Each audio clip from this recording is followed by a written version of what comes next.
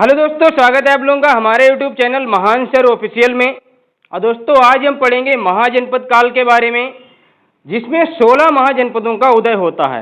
और इससे पहले मैं आपको जैन धर्म पढ़ा चुका हूँ, बौद्ध धर्म पढ़ा चुका हूँ, वैदिक काल आपको पढ़ा चुका हूँ, हड़प्पा सभ्यता पढ़ा चुका हूँ, ताम्रपाषाण काल पढ़ा चुका हूँ, और मैं प्राचीन इतिहास में जो स्टोन एज वगैरह सारी चीज़ें पढ़ा चुका हूँ, प्राचीन इतिहास के स्रोत पढ़ा चुका हूँ।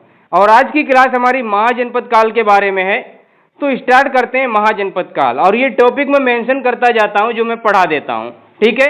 तो स्टार्ट करता हूँ।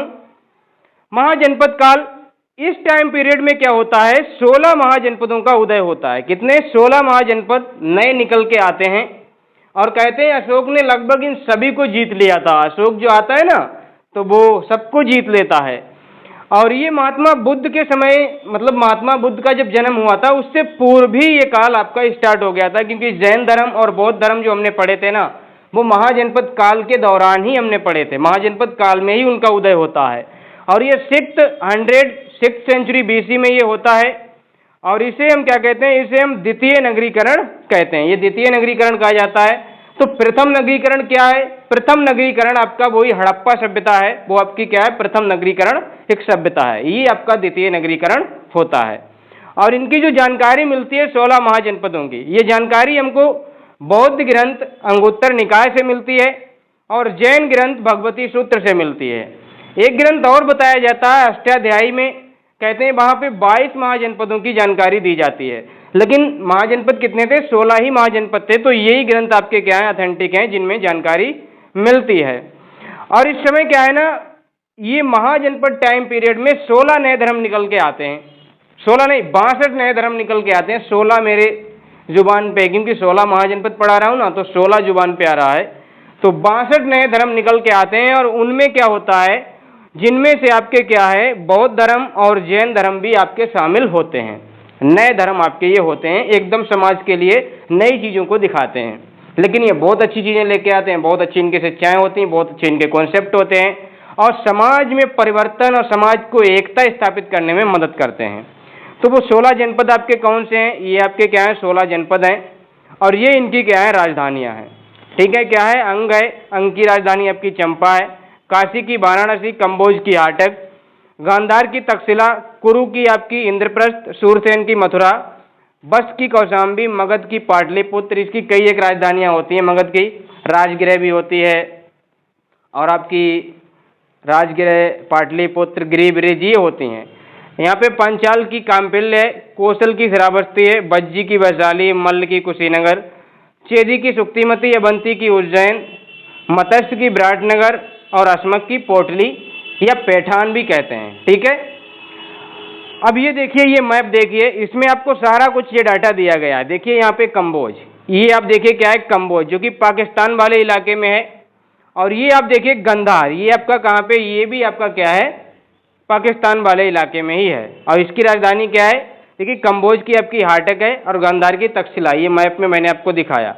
और ये आप देखिए कुरु, जो कि इंद्रप्रस्थ, दिल्ली, हरियाणा, मेरठ वाले इलाके में पड़ता है, यानी कि यूपी में भी आता है।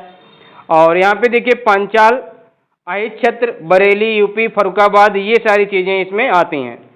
कौशल, श्रावस्ती, फैजाबाद, अयोध्या, ये इसमें लगता है।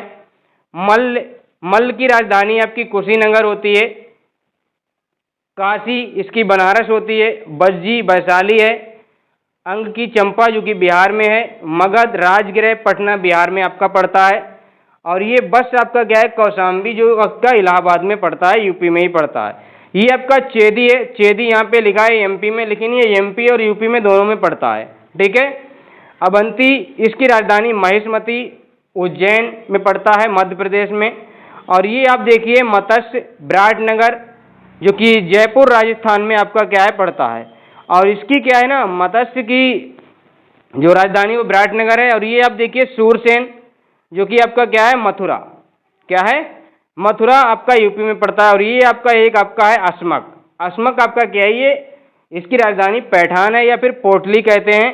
और ये गोदावरी क्षेत्र में, यानी कि दक्षिण भारत में आपका ये पड़ता है, ठीक है। और ये एकमात्र ऐसा जनपद होता है, महाजनपद, जो कि दक्षिण भारत में होता है। बाकी सारे के सारे महाजनपद आपके उत्तर भारत में ही होते हैं। तो ये क्वेश्चन बनेगा ऐसा, तो आपको बताना होगा।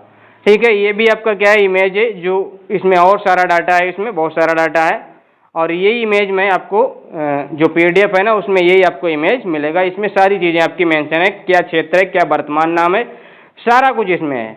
हम इसको यहाँ से पढ़ते हैं, इस सारी चीज़ों में हम वो सारी चीज़ें पढ़ लेते हैं। क्या है देखिए, अंग आपका क्या है, इसकी राजधानी आपकी चंपा है, और ये भागलपुर मुंगेर बिहार में आपका पड़ता है। और शासक यहाँ का ब्रह्मदत्त था, ब्रह्मदत्त यहाँ के शासक थे अंग के। और यहाँ पे वास्तुकार महागोविंद था, जिसने जो राजधानी चंपा है ना, ये उसका वास्तुकार कहा जाता है।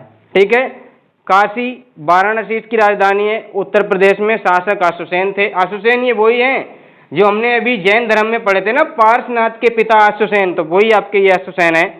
कंबोज इसकी राजपुर या हाटक इसकी है, ये पाकिस्तान में पड़ता है। तक्षशिला ये गांधार, रावलपिंडी पेशावर पाकिस्तान वाले इलाके में ही आपका पड़ता है।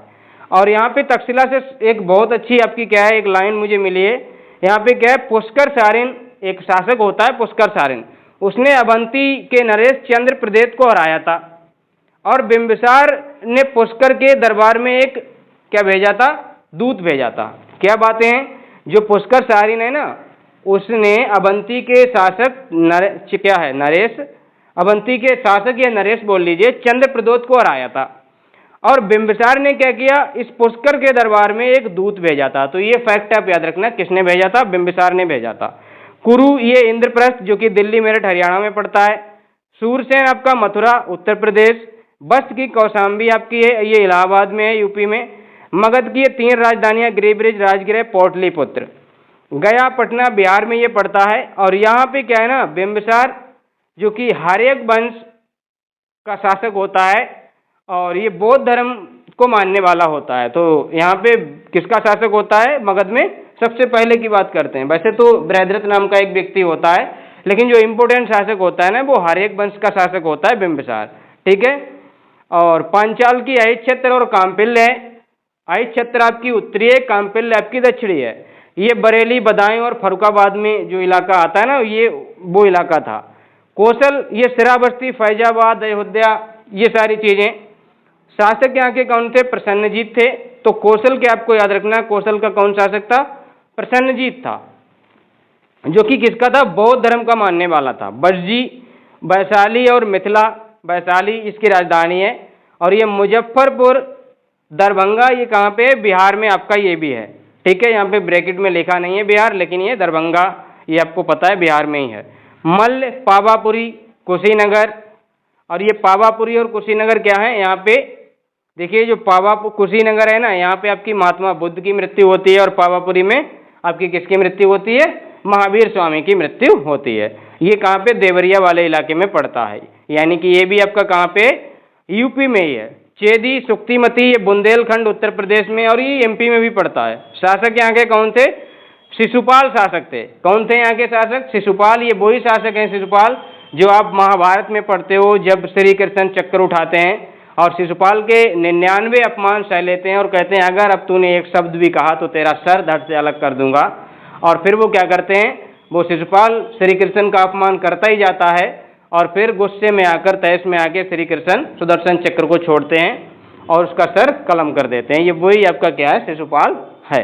ठीक है, ये हिस्ट्री में आपका बताया जाता है। अवंती इसकी उज्जैन और महेशमती है।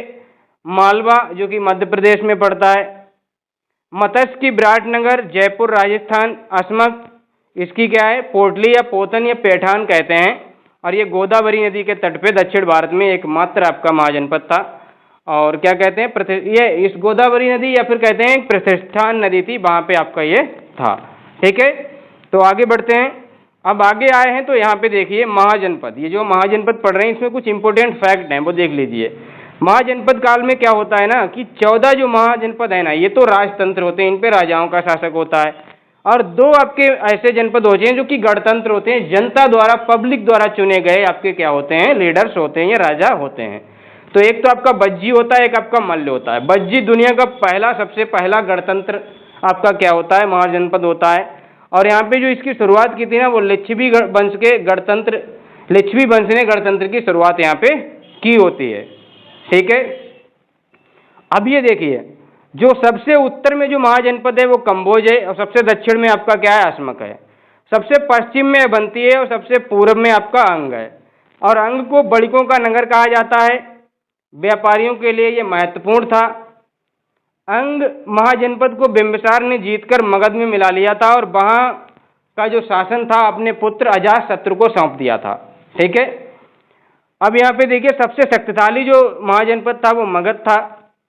2 महाजनपद भारत से बाहर थे, कम्बोज और हाटक, और 8 महाजनपद आपके कहाँ पे थे, उत्तर प्रदेश में थे। ये आप याद रखना 8 कौन कौन से थे। मैं एक बार आपको दिखा भी देता हूँ कि वो 8 आपके कौन कौन से आपके थे। देखिए आप लोग यहाँ पे मैप से देखिए, मैप से मैं आपको दिखा देता हूँ कौन कौन से आपके थे। देखिए सबसे पहले यहाँ पे चलिए, आपका ये हो गया एक कुरु, ये दिल्ली हरियाणा और मेरठ में भी पड़ता था, तो ये मेरठ कहाँ पे, उत्तर प्रदेश में हो गया ना, एक हो गया। ये आपका दूसरा पंचाल हो गया। तीसरा आपका क्या हो गया, कौशल हो गया। चौथा आपका मल्ल हो गया। पांचवा आपका क्या हो गया, काशी हो गया। 5 हो गए ना, 5 हो गए। छठा आप यहाँ पे देखिए बस कौशाम्बी हो गया। और ये आपका क्या है ना, चेदी, ये एमपी और यूपी में दोनों में था, तो ये 7वां हो गया। और ये आपका सूरसेन मथुरा, ये आपका 8वां हो गया। तो 8 मैंने आपको दिखा दिए, बता दिए। तो ये आप याद रखना, क्योंकि मैप में देखना बहुत इंपॉर्टेंट होता है, वरना आप देखोगे कि मैप में तो ये इसको भी आप छोड़ दोगे और इसको भी छोड़ दोगे, तो ये तो आपको कंफ्यूज करेगा। यहाँ पे आप देखिए ना, इसमें आप देखिए, इस मैप में आप देखिए, यहाँ पे क्या लिखा है, एमपी और यूपी दोनों ही लिखा है। तो ये आप याद रखना, जो कि बहुत इंपॉर्टेंट है। और अगली क्लास में हम पढ़ेंगे मगध का उत्कर्ष पढ़ेंगे। ठीक है। तो क्लास आपको कैसी लगी है, क्लास आप बताइएगा। अगर अच्छी लगी है तो लाइक जरूर करिएगा, कमेंट करिएगा, और चैनल पे नए हैं तो चैनल को सब्सक्राइब कर लीजिएगा, बेल आइकन को प्रेस कर लीजिएगा, ताकि वीडियो की नोटिफिकेशन आप लोगों को मिलती रहे। ठीक है। तो मिलते हैं अगली क्लास में, तब तक के लिए धन्यवाद।